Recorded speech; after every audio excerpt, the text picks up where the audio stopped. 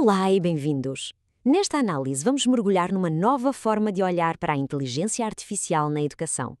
A ideia é ir muito para além do medo da batota e vislumbrar uma visão mais ambiciosa para o futuro da aprendizagem. Ok, vamos começar com um número que francamente diz quase tudo. 92%. É esta a percentagem de estudantes universitários britânicos que já admitiu usar ferramentas de IA. O que é que isto nos diz? Que a IA deixou de ser uma ferramenta de nicho na educação, o seu uso é, na prática, universal. E esta citação capta perfeitamente o conflito central.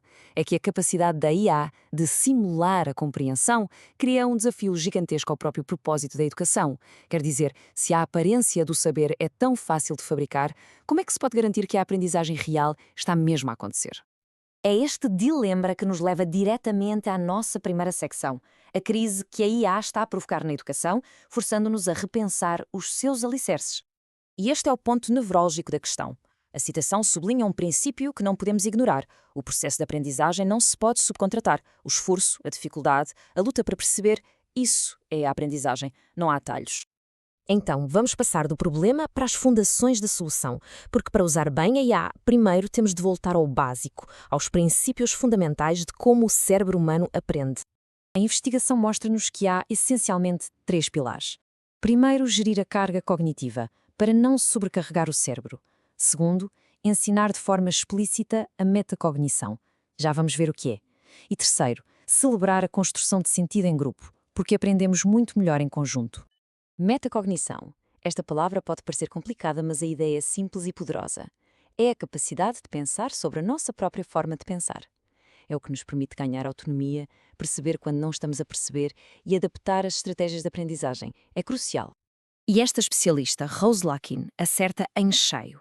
Na era da IA, em que o conteúdo é basicamente infinito e gratuito, o que realmente interessa são estas competências mais profundas, esta capacidade de nos adaptarmos e evoluirmos.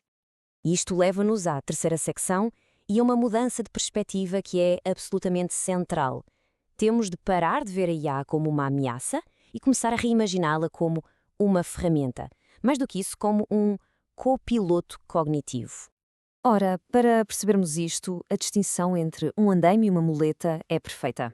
O andaime ajuda a construir algo que de outra forma não conseguiríamos e depois é retirado. Uma muleta, pelo contrário, substitui uma função e, se usada em excesso, pode impedir que essa função se desenvolva. A chave é saber qual delas estamos a usar. Mas como é que isto funciona na prática? Vejamos um exemplo concreto. Um protótipo de IA que funciona como um tutor, mas que, em vez de dar respostas, usa o método socrático, ou seja, faz perguntas. A IA começa por introduzir um conceito como heurísticas, mas, em vez de despejar uma definição, lança imediatamente uma pergunta, forçando quem aprende a conectar a teoria com a sua própria vida. E o aluno responde, aplica o conceito a uma decisão pessoal, mas vai mais longe, questiona a relevância. Isto mostra um nível de envolvimento muito mais profundo. E aqui está a magia. A IA valida a resposta, reforça a ideia e depois conecta tudo de volta à matéria do curso. O ciclo fecha-se. Isto não é dar uma resposta, é construir compreensão. Vamos então para a nossa quarta sessão. Aqui vamos falar do clima de desconfiança que se instalou na educação e de como podemos transformar a avaliação de um campo de batalha para uma conversa produtiva. Porque, sejamos honestos, a resposta inicial ao uso de IA tem sido uma espécie de corrida às armas. Mais vigilância, mais software de detecção, o que gera um ciclo vicioso de desconfiança que não beneficia ninguém. É insustentável. A verdadeira mudança tem de acontecer aqui. No mundo onde qualquer facto está à distância de um clique, o propósito da avaliação tem de evoluir. A pergunta importante deixa de ser o que é que se sabe, para passar a ser como é que se pensa com aquilo que se sabe. Então, como é que se faz essa transição? A análise sugere 3 caminhos práticos. Primeiro, em vez de proibir, convidar a um uso refletido da IA nos trabalhos.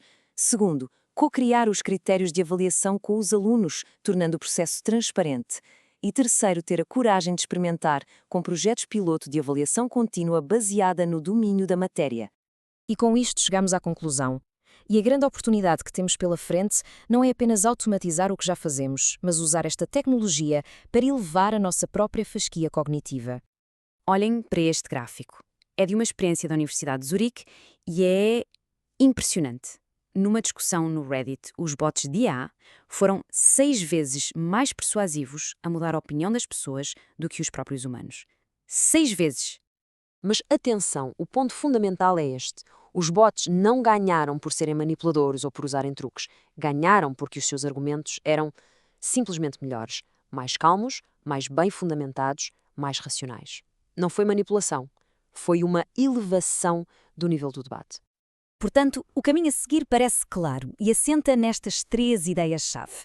Usar a IA para nos desafiar a pensar melhor, capacitar os educadores, não como meros transmissores de informação, mas como arquitetos de experiências de aprendizagem.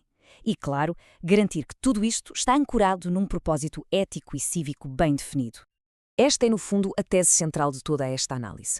O objetivo final é pegar em tudo o que sabemos sobre a ciência da aprendizagem humana e incorporá-lo em sistemas que nos ajudem a pensar melhor, que elevem a nossa cognição em vez de a diminuírem. E terminamos com esta pergunta, que talvez seja a mais importante de todas. No mundo de respostas instantâneas, a competência mais humana e mais valiosa talvez seja a capacidade de fazer as perguntas certas. Fica a reflexão sobre o futuro da curiosidade e do conhecimento.